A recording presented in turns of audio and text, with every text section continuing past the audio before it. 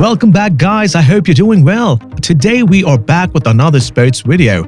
Sports, by showcasing the heights of human accomplishment in athleticism, suspense, and joy, also serve as an outstanding platform for sheer humor. It also showcases the pinnacle of human stupidity and error in judgment. Today we will be talking about instant regret moments in sports. Number 10. David Dunn falls over. It's a Birmingham Aston Villa derby, and David Dunn intends to dazzle the fans with a masterful bit of trickery. However, things didn't go as planned. Yes, David Dunn not only lost control of the ball, but he also kicked his standing knee, causing him to collapse in front of thousands of people and handing the ball to Aston Villa. Nonetheless, he had a good laugh about it later. The moment he attempted a Rabona when playing for Birmingham City versus Aston Villa, Dunn fell flat on his face as a result. The video has been viewed over 600,000 times on YouTube. Number 9. New Zealand choking. Rugby is a religion in New Zealand. It's something they can't get enough of. For years and years, they normally get the biggest squad and flog pretty much anybody who gets in their way. They won the World Championship in 1987, but it's been a tough road since then. The All Blacks seem to be choking and crashing out of the tournament these days, forcing 4 million Kiwis to take antidepressants for a few months. As a result, numerous jokes about the results have been circulated, such as, what do you call 15 guys watching the World Cup final? The All Blacks. Since the World Cup is being held in New Zealand this year, the Kiwis have been battered physically and emotionally by natural disasters such as the Christchurch earthquake. There is always a lot of pressure for them to win. Number 8. Klusener-Donald run out. In the semi-finals of 1999 World Cup, South Africa faced Australia. To qualify for the finals, they needed 9 runs from the last over with 1 wicket to spare. From the first 2 balls, Klusener struck 2 consecutive boundaries. He couldn't get the single on the 3rd ball, and he was desperate to get it on his 4th. He bolted as soon as he reached the ball, but Alan Donald was routed to the other end and began running too late. Much to the surprise of everyone else, South Africa was knocked out of the World Cup when he was sent off. The run out, despite its fortunate background, is funny on subsequent viewings. Number 7. Missed catch or match. With the bat, skipper Gautam Gambhir and Robin Uthappa continued their successful streak for Kolkata Knight Riders. The skipper's innings were flawless. Uthappa was relying on his good fortune. Amit Mishra and Sanju Samson of the Delhi Daredevils made a joke of a possible grab at one point. After giving off an early let-off, Robin Uthappa has a habit of punishing the bowlers. In the previous match against rising Pune Super Giants, he was dropped early in the innings. He then went on to hit a brilliant 87 with the bat. Uthappa was dropped on 9 against the Delhi Daredevils. It's not even close to bring a missed opportunity. Amit Mishra and Sanju Samson, the 2 fielders in competition for the catch, were convinced that the other would complete the catch and ended up making a joke for the onlookers. Number 6. Stretcher mistakes. Call me old-fashioned, but I still assume that the first aiders were there to assist the injured athletes. However, this medic seems to have enough of today's football diving and decided to drop the wounded player. You just had one job as a medic. In the Israeli 2nd Division, a medic dropped the stretcher while pulling an injured player off the field, prompting another player to take over to hold his teammate in his arms.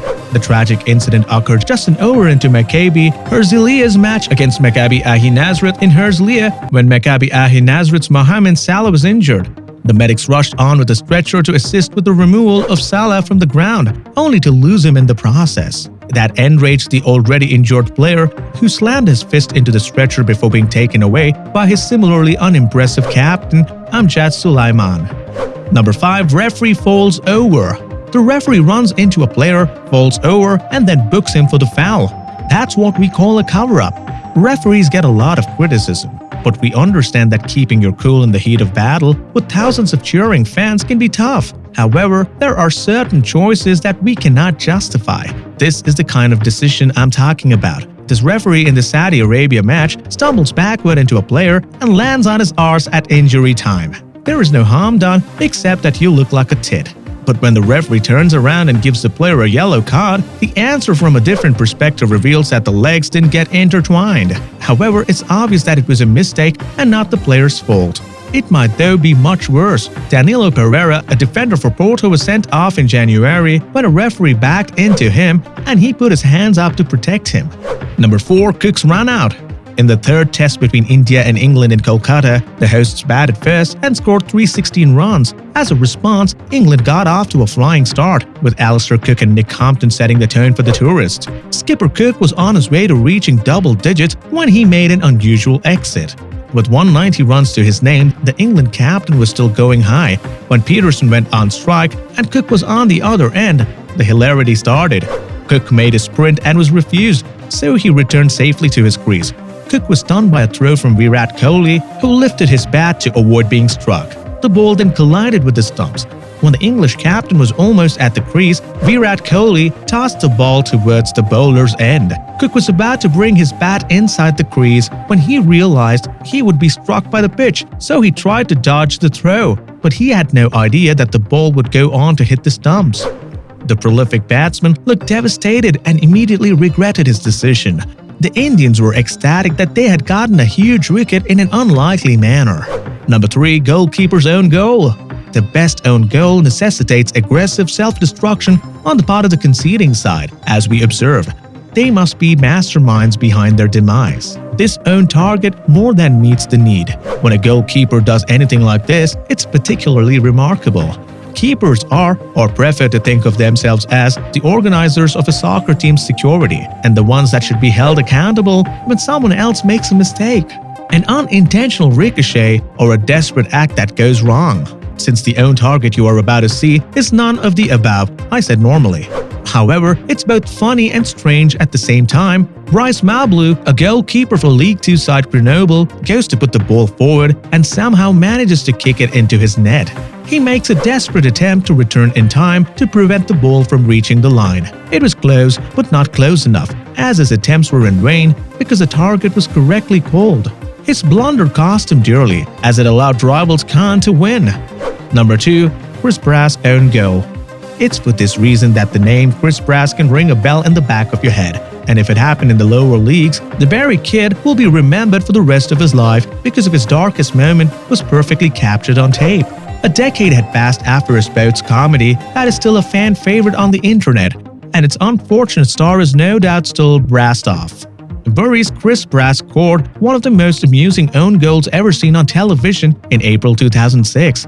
In a match against Darlington, Brass attempted an overhead clearance but only succeeded in cannoning the ball off his face and past his keeper, new Leicester City hero Kasper Schmeichel, and his hysterical gaffe left him with not only egg on his face but also a severely broken nose. Number 1. Seaman getting lobbed. Seaman being thrown from miles away once may be seen as a misfortune, but twice begins to seem like carelessness. Seaman was taken off guard by speculative bets twice in big games. Naim's last-minute goal from the halfway line was on a purpose. It gave Zaragoza a 2-1 victory. I remember staring at Seaman the whole game and doing it in the last minute. Fortunately, something went right. Naim, a former Tottenham player, later said, Seaman went on to have a successful career, but the lob came back to haunt him in 2002 World Cup quarter-finals when Ronaldinho's twisted cross for Brazil knocked England out.